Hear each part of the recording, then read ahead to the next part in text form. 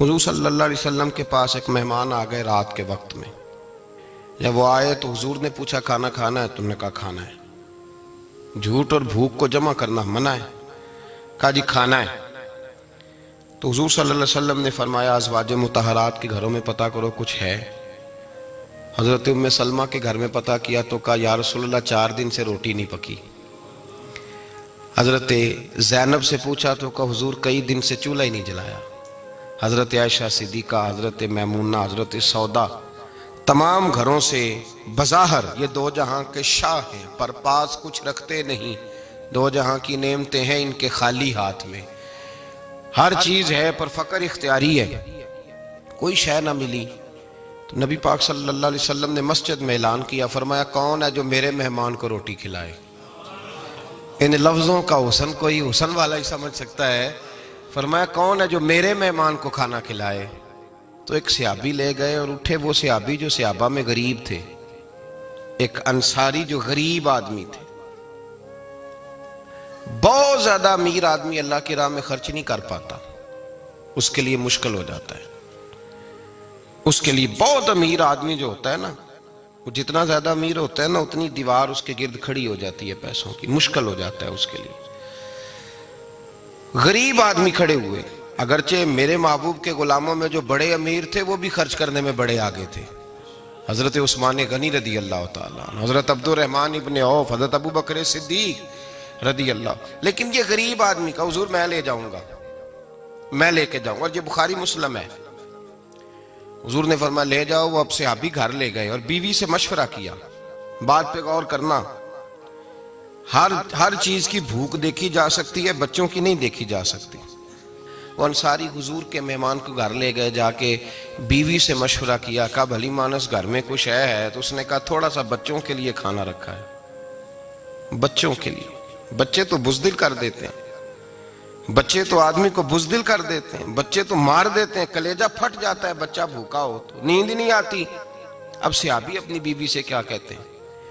کہتے ہیں بچوں کو بہلا کے سلا دے، اور رسول اللہ کے لیے نہیں، رسول اللہ کے مہمان کے لیے. بھئی نبی پاک کے لیے نہیں، حضور کے. تجھ سے در در سے سگ اور سگ سے ہے مجھ کو نسبت، میری گردن میں بھی ہے دور کا پٹکا تیرا. تجھ سے در در سے سگ سگ سے ہے مجھ کو نسبت. لمبی بات ہے. کہ بچوں کو سلا دو. بی بی نے بچوں کو سلا دیا تو میاں بیوی کا مشورہ ہوا کہ مہمان کے ساتھ بیٹھ کے روٹی کھانا بھی سنت ہے. تو اب مہمان کے ساتھ بیٹھ کے کھانا بھی ہے تو کھانا ہے 1-2 آدمی کا. اب خاوند اپنی بیوی کو تیار کرتا ہے کہ میں بھی کھانے پہ بیٹھ جاؤں گا، تو بھی بیٹھ جانا. اور جب مہمان کھانے میں ہاتھ ڈال لے تو اٹھنا، کہنا او ہو دیا تو صحیح کیا ہی نہیں، ابھی بجھ جائے گا. اور جا کے دیا بجھا دینا. ہم ہاتھ ہلاتے رہیں گے، مہمان روٹی کھاتا رہے گا. اور یار اس درد کو، اس کیف کو سمجھو. گھر میں بچے بھی بھوکے، بچوں کی ماں بھی بھوکی، بچوں کا باپ بھی بھوکا. دسترخوان پہ روٹی لگ گئی، روٹیاں چن ڈالیں. بی بی اٹھی کہنے لگی او ہو چراغ تو صحیح کیا ہی نہیں، یہ تو بجھ جائے گا. حوصلے مند بی بی جس نے بچے بھوکے سلا دیے. وہ بھوکے سوئے ہوئے بچوں کی بھوکی اماں اٹھی اور اپنے خاوند کی تابع داری میں اٹھی. میں گڈی تے ہتھ ڈور سجن دے، وہ جنج رکھے اونج رہنا ہے. اٹھی اور اس نے نہ دیا ٹھیک کرنے کے بہانے بجھا دیا. مہمان روٹی کھاتا رہا اور رسول اللہ کے نوکر قربانی دیتے رہے. وہ روٹی کھا کے سیر ہو کے بستر بچھایا تو سو گیا. یہ میاں بیوی ساری رات بچوں کی طرف دیکھتے رہے اور غور کرتے رہے اور راضی رہے کہ ہم نے حضور کا فریضہ نبھایا ہے. قربان جاؤں محبوب پہ، بے خبر ہو جو غلاموں سے وہ آقا کیا ہے. وہ صحابہ وہ اگر قربانیاں دیتے تھے تو جو اعزاز ملتا تھا وہ بھی بڑا شان والا ہے. صحابی کہتے ہیں میں فجر کی نماز پڑھنے مسجد آیا، پہلا قدم رکھا تو میرے کریم بولے. حضور نے فرمایا رات جو تو نے اور تیری بیوی نے عمل کیا ہے خدا کو بھی بڑا پسند آیا ہے، محمد مصطفیٰ کو بھی بڑا پسند ہے. اور پھر ایک لفظ اور ہے حدیث میں، ایک روایت میں کچھ جملے اور بھی ہیں. حضور نے فرمایا جب تو اور تیری بیوی رات مہمان کے ساتھ ایثار کر رہے تھے نا تو عرش کا مالک تمہیں مسکرا مسکرا کے دیکھ رہا تھا. رب تمہیں دیکھ کے مسکرا رہا تھا، رب تمہیں دیکھ کے مسکرا، تر دامنی پہ شیخ ہماری نہ جائیے، ہم دامن نہ چھوڑ دیں تو فرشتے وضو کریں۔ پر میں وہ مسکرا رہا تھا کہ میرے بندے میرے رسول کی رضا کے لیے کیا کر رہے ہیں۔ اور صاحب دیکھو، نبی پاک کے لیے نہیں، خاندان کے لیے نہیں، خاندان نبوت کے لیے نہیں، حضور کے نہ سمجھیں یار، اس پہلو کو سمجھیں، نبی پاک کے بریلی کے امام بول پڑے، فرمانے لگے تجھ سے در سے سگ سے ہے مجھ کو نسبت، تجھ سے در سے سگ کتے کو کہتے ہیں فارسی میں۔ فرماتے محبوب تیرا دروازہ اور دروازے پہ کتا اور کتے کے پاس میں بیٹھا ہوں، چلو کتے کے پاس تو بیٹھا ہوں نا، میری گردن میں بھی کوئی تو پٹکا آیا ہی ہے نا، تجھ سے در سے سگ اور سگ سے ہے مجھ کو نسبت، چلو میری گردن میں بھی ہے دور کا پٹکا تیرا۔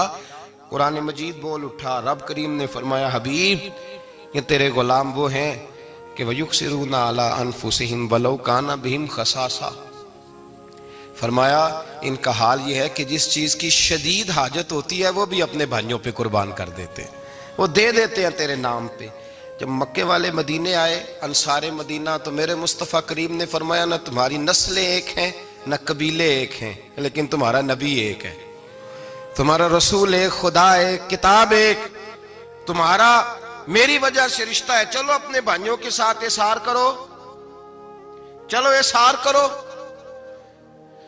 اگر کسی کے 2 مکان تھے تو اس نے ایک اس کو دے دیا جو مکے سے آیا تھا، 2 باغ تھے تو ایک دے دیا، کسی کے پاس ایک تھا تو آدھا بانٹ کے دے دیا، ہر چیز تقسیم کر دی۔ حالات بدل جاتے ہیں، حالات بدل جاتے ہیں۔ تلک الایام نداولها بین الناس، اللہ لوگوں کے درمیان دن بدل دیتا ہے، حالات بدل گئے، بڑا مال غنیمت آیا، بنو نزیر کا علاقہ فتح ہوا تو میرے رسول پاک صلی اللہ تعالیٰ علیہ وسلم نے انصار مدینہ کو اکٹھا کیا، فرمایا بھئی مال اب بڑا آ گیا ہے، 2 باتیں، یہاں تو اس طرح کرتے ہیں کہ میں ان کو کہتا ہوں جو مکے سے آئے تھے کہ جتنی تمہاری جائیدادیں باغ انہوں نے لیے ہیں واپس کر دیتے ہیں تمہیں، اور جو مال آیا ہے وہ بھی تم میں سے آدھا آدھا دونوں کے درمیان بانٹ دیتے ہیں، یا جیسے تمہارا دل چاہے، تمہارے مال بھی واپس کرتے ہیں اور جو وہاں سے مال آیا وہ تمہارے بیچ بانٹ دیتے ہیں، یا اگر تم کہو تو یہ مال ان کو دے دیتے ہیں مہاجرین کو، اور تمہیں تمہارے مال واپس مل جاتے ہیں۔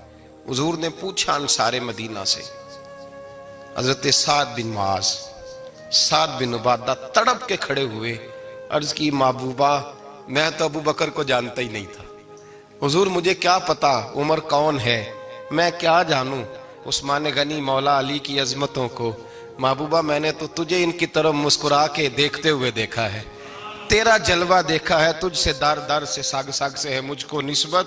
یا رسول اللہ صلی اللہ علیہ وسلم ہم سے مشورہ نہ کریں، آپ اس طرح کریں جو جائیدادیں ہم نے انہیں دی ہیں وہ بھی ان کے پاس رہنے دیں، اور جو مال آیا ہے وہ بھی ان میں تقسیم کر دیں، اس لیے کہ ہمیں تو بس اتنا پتا ہے کہ یہ آپ کے غلام ہیں، آپ کے نوکر ہیں، ہمیں اس سے زیادہ کسی چیز کے کوئی غرض، بس آپ کے غلام ہے، بات ختم ہو گئی۔ حضور خاموش ہو گئے۔ صحابہ کہتے ہیں دیر کے بعد ہم نے کہا فیصلہ ہونا چاہیے، فیصلہ پتہ کیا ہوا؟ حضور نے ہاتھ اٹھائے، کہا اے اللہ میرے مدینے والوں پہ رحم فرما، اے اللہ میرے انصار پہ رحم فرما، اللہ ان کے جذبے قبول فرما۔ بھائی احسار والی زندگی وہ کیا بات ہوئی کہ میں نے بڑی قربانی دی ہے، اور جب تک تو قربانی نہیں دیتا تو قدر والا نہیں ہوتا۔ جو چیز قربانی سے حاصل ہوتی ہے اس کی قدر ہوتی ہے، جو چیز مفت میں آ جاتی ہے اس کی کوئی قدر نہیں ہوتی، کوئی قدر نہیں۔ میں اکثر سوچتا ہوں کہ حضرت خواجہ اجمیری کے خلیفے اجمیر میں بھی تو ہونے چاہیے تھے نا، لیکن ان کے خلیفے اجمیر میں نہیں ہوئے، دلی میں ہوئے۔ تو میں سوچتا ہوں دلی والوں کے خلیفے دلی میں ہونے چاہیے، لیکن دلی میں نہیں ہوئے، پاک پتن میں ہوئے، تو پاک پتن والوں کے یہاں ہو جاتے۔ وہ اس لیے کہ قربانی جو دیتا ہے نا، جو دور سے چل کے آتا ہے وہ قربانی کرتا ہے، قربانی دیتا ہے، اس کو قدر زیادہ ہوتی ہے۔ ہم نے کسی شے کے لیے کبھی قربانی نہیں دی، نہ دین کے لیے، نہ قرآن کے لیے، نہ مسجد کے لیے، نہ شیخ کے لیے، نہ طریقت کے لیے، قربانی تو ہے ہی نہیں۔ تو جو شے مفت ملتی ہے اس کا نہ مزہ آتا ہے نہ قدر ہوتی ہے۔ جو چیز قربانی کر کے لیتے ہو نا، قربانی کر کے، اس کی قدر ہوتی ہے۔ کسی لیے کہا تھا کسی درویش نے، اس نے کہا تھا قدر نبیدہ ایک کی جانن دنیا دار کمینے، قدر نبی دا جانن واگے سو گئے وچ مدینے. ان سے پوچھو نا، ان سے پوچھو ان حضرات کو کتنی قدر تھی. قربانی اپنی زندگی میں دینا سیکھیں. ایک ہوتی ہے بندے کی ذاتی خواہش، اس کو کچلنا بڑا مشکل ہوتا ہے. قربانی بڑی ضروری چیز کا نام ہے، اور جو قربانی دینا سیکھ جاتا ہے وہ بچ جاتا ہے.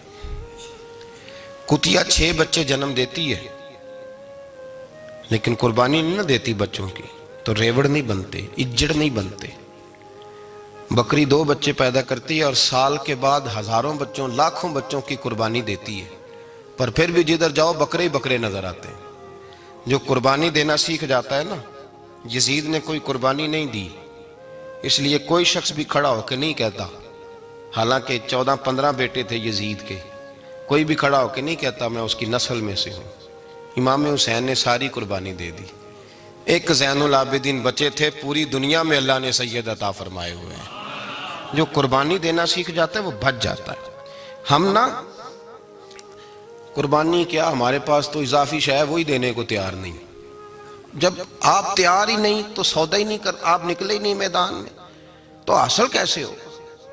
حصول تو تب ہوگا نا جب آپ کوئی انویسٹمنٹ کریں گے.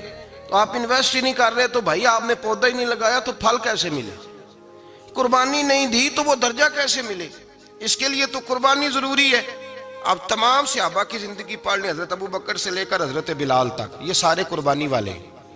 آپ تمام اولیاء کی صفت پڑھ لیں، غوث اعظم، جیلانی، داتا علی اجویری، خواجہ معین الدین، یہ سب قربانی والے لوگ ہیں. قربانی دیتے رہے تو بچے ہوئے ہیں. ان کے جو ساتھ تھے وہ بھی قربانیوں والے تھے. قربانی حصہ ہے طریقت کا، قربانی ضروری ہے. اور ہمارے صوفیاء تو کہتے ہیں جس شخص نے تصوف میں آ کے قربانی نہیں دی.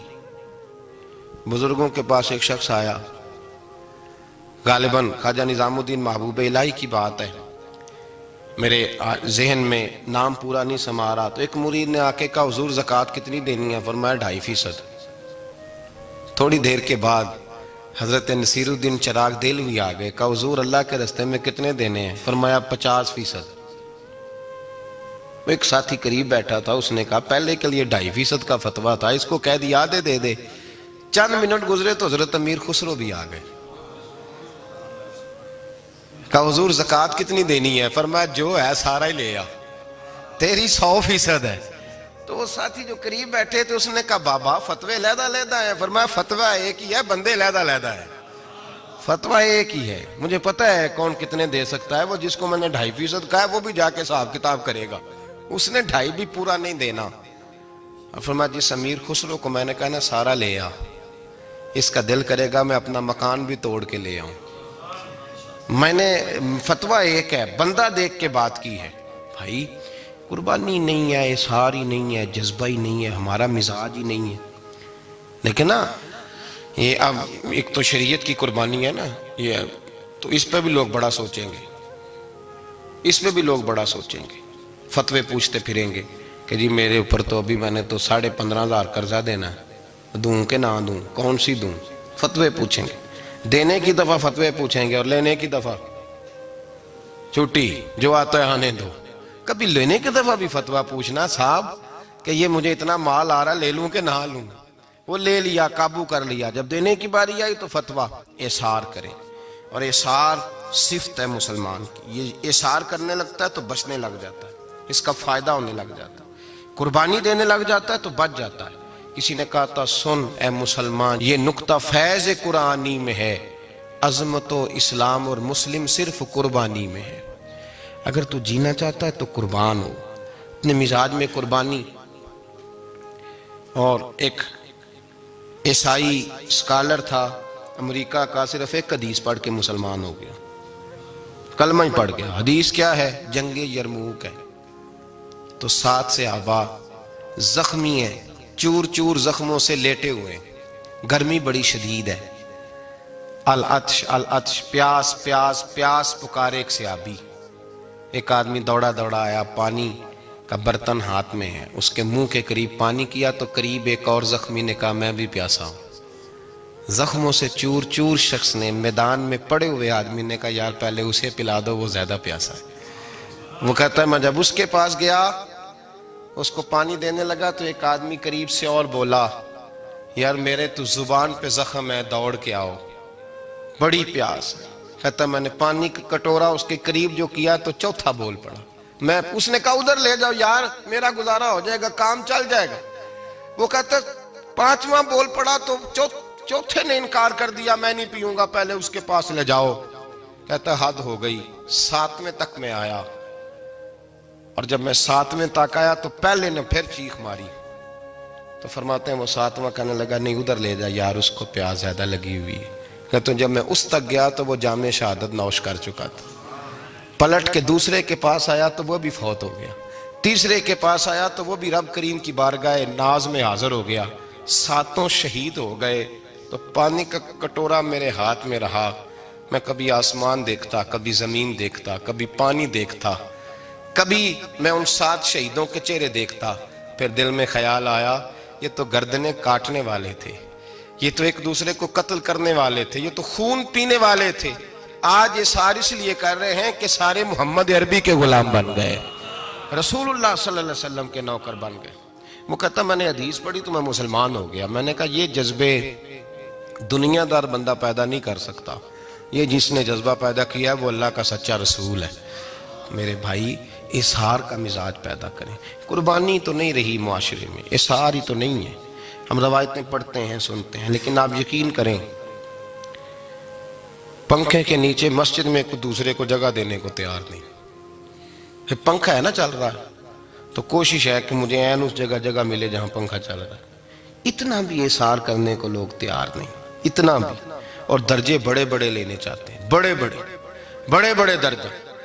وہ ہمارے پاس لوگ آتے ہیں، 2-4 لفظ لکھے ہوتے ہیں نا نام کے ساتھ، کوئی علامہ لکھ دیتا ہے، کوئی پیر صاحب لکھ دیتا ہے، تو لوگ بڑی باتیں پوچھ لیتے ہیں۔ کئی دفعہ آ کے پوچھتے ہیں میرا زیارت کرنے کو دل کرتا ہے۔ میں کہتا ہوں یار تو نے آخری سیڑھی پہ پیر رکھ دیا ہے، بالکل آخری پہ۔ دل تو تیرا جس چیز کو کرے گا تو وہ کرنے لگ جائے گا۔ پہلے شروع تو حضرت جنید بغدادی رحمت اللہ تعالی علیہ، وہ دریا کنارے کھڑے تھے تو آپ دریا کے اندر پیر رکھا آگے جانے کے لیے۔ یہ اعلیٰ حضرت نے لکھا ہے واقعہ ملفوظات شریف میں۔ دریا پار کرنے کے لیے پیر رکھا تو ایک شخص کہنے لگا حضور مجھے بھی ساتھ لے لیں۔ آپ نے فرمایا میں دریا پار کروں گا تو اس طرح کرنا، میرا کرتا پکڑ لے اور یا جنید یا جنید کہنا شروع کر دے۔ یا جنید یا جنید، اس پہ فتویٰ بھی لگ جاتا ہے، پر کیا کرے، اب مسئلہ تو صحیح ہے نا۔ تو پیر میرا پیچھے سے کرتا پکڑ لے اور یا جنید کہہ، وہ کہتا ہے پیر رکھا نا حضرت نے پانی میں تو میں بھی پیچھے۔ تو حضرت جنید بغدادی کیا کہتے ہیں یا رحمان یا اللہ، یا رحمان یا اللہ، وہ خود یہ پڑھ رہے ہیں اور مجھے لگایا یا جنید پہ۔ کہتے ہیں دریا میں وہ بھی چلنے لگے تو میں بھی، یوں لگا جیسے پکے فرش پہ چل رہے ہیں۔ کہتے ہیں تھوڑا سا گزرا تو میں نے کہا بابا خود یا رحمان یا اللہ کہہ رہا ہے اور مجھے یا جنید پہ لگایا ہوا ہے، تو چلو میں بھی یا رحمان یا اللہ پڑھتا ہوں۔ کہتے ہیں میں نے یا رحمان یا اللہ کہا تو میں ڈوبنے لگ گیا، دریا میں ڈوبنے لگا۔ تو حضرت فرمانے لگے تجھے کہا نا یا جنید کہہ، کہتے پھر یا جنید کا تو پھر اوپر آ گیا۔ تھوڑا اور جا کے اب شیطان باز تو آتا نہیں، الذی یوسوس فی صدور الناس، یہ جاتا تو دل تک ہے نا، باز تو آتا نہیں۔ دن میں 36 دفعہ تو مشورہ دیتا ہے کہ سیدھی نماز پڑھو، یہ کس چکر میں لگ گئے، روز تو تقریر کرتا ہے۔ کہتا پھر دل میں وسوسہ آیا تو پھر میں نے جا کے کہا کہ یہ مجھے خود یا رحمان یا اللہ اور میں یا جنید۔ پھر میں نے کہا یا رحمان یا اللہ تو پھر ڈوبنے لگا۔ کہتے ہیں بابے نے پکڑ کے نکالا، کہا چپ کر کے یا جنید کہہ اگر پار جانا ہے تو، یا جنید کہہ۔ کہتے کنارہ آ گیا تو میرے دل میں خود ہی تھی، وسوسہ تھا کہ بابا تو یا رحمان یا اللہ کہے تو ترے، میں کہوں تو ڈوبے۔ میرے دل میں وسوسہ تھا۔ اللہ والے ادھار تو رکھتے ہی نہیں نا، جو بات دل میں آتی ہے وہ بیان پہلے کر دیتے ہیں، ادھار تو ہے ہی نہیں ان کے ہاں۔ وہ تو کہتے ہیں تجھے بولنے کی گنجائش ہی نہیں دیں گے، تیرے سوال دل میں ہوگا جواب ہماری زبان پہ ہوگا۔ یہ تو چکر ہی نہیں نا، بالکل کوئی کھاتا ہی نہیں۔ رب کریم کا بندہ تو بات ہی وہ کرتا ہے جو کو دل میں لے کے آتا ہے۔ فرماتے ہیں جیسے ہی میرے دل میں یہ وسوسہ تھا، حضرت جنید بغدادی رحمت اللہ تعالیٰ علیہ باہر نکل گئے تو پلٹ کے میری طرف دیکھا اور مسکرا کے فرمانے لگے بیٹا جنید تک تو پہنچ لے، اللہ تو ابھی بڑی دور ہے، ابھی جنید تک تو پہنچ جا، ابھی تو جنید تک نہیں پہنچا، ابھی تو میرے تک تو پہنچ جا، اللہ تو ابھی بڑی دور ہے، تو ڈائریکٹ ہی وہاں تک جانے لگا ہے۔ شروع تو ہو ابھی، تو یہاں لوگ سیدھا ہی آ کے کہتے ہیں زیارت کرنی ہے۔ مجھے ایک صاحب کہنے لگے جی میں نے ایک پیر صاحب کے بارے میں سنا ہے ان کی بیعت ہوتے ہی بندے کو نبی پاک کا دیدار ہو جاتا ہے۔ میں نے کہا ٹھہر جا ذرا، اس کو بھی کہہ بریک پہ پیر رکھے، بیعت کرتے ہی دیدار ہو جاتا ہے۔ یہ کچھ لوٹ سیل ہے؟ زندگی گزر جاتی ہے انسان کی، مر جاتا ہے، اور جس کو حضور کا دیدار ہو پھر بچ جائے، پھر قائم رہے، پھر اس کی زندگی نہ بدلے، پھر اس کا دنیا سے کوئی تعلق رہ جائے۔ یہ پوچھ ابو بکر صدیق سے جنہیں دیدار ہوا تھا، جب دیدار ہوا تو یار رہا ہے، باقی کوئی شے بھی نہیں رہی، پھر محبوب رہے اور کچھ بھی نہیں بچتا۔ تو وہ کس طرح کا ہے جو دیدار بھی کراتا ہے اور پھر کہتا جاؤ دکان بھی کھول لو جا کے؟ یہ کیسی بات؟ وہ ایک منزل ہے، وہ اپنی جگہ پہ آ کے آتی ہے، اور یہی بہتر ہے کہ پردوں میں وہ پردہ پوش رہے۔ وہ اگر پردے اٹھا دے تو کسے ہوش رہے، پھر مشکل ہو جاتا ہے معاملہ، مشکل ہو جاتا ہے۔ تو بھائی یاد رکھیں، قربانی دینا سیکھیں، اثار کرنا سیکھیں، اور صفر سے شروع کریں۔ زندگی میں ہم لینے کے چکر میں پڑ جاتے ہیں تو نقصان اٹھاتے ہیں۔ عقل کے گھوڑے کم دوڑائیں، محبت کے ساتھ عمل زیادہ کریں، دماغ کا استعمال کم کریں اور عمل زیادہ کریں، زیادہ عمل کریں، ورنہ شیطان تو نماز بھی نہیں پڑھنے دے گا۔ وہ تو کہے گا کہ جناب چلو ٹھیک ہے اللہ نے معافی کر دینا ہے نا، وہ تو کچھ بھی نہیں کرنے دے گا۔ دماغ کا استعمال کم کریں اور عمل زیادہ کریں، جد و جہد زیادہ کریں، اظہار کریں، قربانی کریں، اپنی زندگی میں کریں، کسی کے لیے کچھ اظہار کریں، کسی کو کچھ دیں۔ یہ جو ہم اولاد کے لیے قربانی دیتے ہیں نا، تو یہ قربانی نہیں ہوتی، یہ لالچ ہوتا ہے، یہ سودا ہے۔ پتہ ہے آپ کو یہ سودا ہے؟ ہم بچپن میں ان کی خدمت کریں گے، یہ بڑھاپے میں ہماری خدمت کریں گے، تو یہ تو تجارت ہے، یہ کوئی اصول نہیں۔ میرے بچے بڑے ہو گئے تو مجھے خیر صلی اللہ، یہ تجارت ہے بھائی، یہ تجارت ہے، یہ قربانی نہیں، تو تجارت ہے۔ یہ آپ جو کر رہے ہیں یہ تو کمیٹی ڈال رہے ہیں آپ، اور چونکہ نیت یہ ہوتی ہے خدمت کی، تو پھر نصیب والوں کو خدمت ملتی ہے، قسمت والوں کو ملتی ہے۔ ورنہ بچے کہتے ہیں ابا جی ٹھیک ہے آپ نے ہماری خدمت کی تو سارے کرتے ہیں، آپ نے کوئی نوکی تھوڑی کی ہے، چھٹی آپ وہاں بیٹھیں، چائے ملے گی وقت پہ پہنچے گی، لیکن آپ مداخلت نہ کریں کسی چیز کے اندر، تجارت نہ کریں، اظہار کریں، قربانی کریں۔ ہمارے صوفیاء یہ کہتے ہیں اولاد سے بھی توقع نہ کرو خدمت کی، نہ توقع کرو، بس یہ کہو کہ میرا رب مجھے بڑھاپے۔ دیکھیں نا نبی پاک صلی اللہ علیہ وسلم نے دعا مانگی، اے اللہ ارذل العمر ہونے سے بچا، عمر کے اس حصے سے بچا جس میں دوسروں پر انسان بوجھ بن جاتا ہے، دعا مانگ۔ تو یہ لالچ بھی نہ کبھی زندگی میں رکھیں کہ میری فلاں آدمی خدمت کرے گا، یہ لالچ بھی برا ہے، اس پر بھی توجہ نہ کریں۔ اپنی دنیا آپ پیدا کر اگر زندوں میں ہے، سر آدم ہے، ضمیر کن فکاں ہے زندگی، یاد رکھیں۔ ہوش آنے سے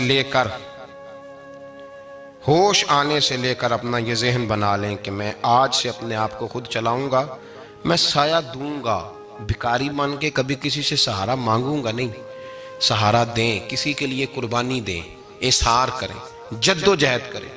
جو چیز آپ کے بس میں ہے وہ تو ہے، جو بس میں نہیں اس میں بھی کوشش کرنے کی آپ کوشش کریں، تگ و دو کریں۔ قربانی سے انسان سنور جاتا ہے، بن جاتا ہے۔ اللہ تبارک و تعالی ہمیں سنورنے اور بن جانے کی توفیق عطا فرمائے۔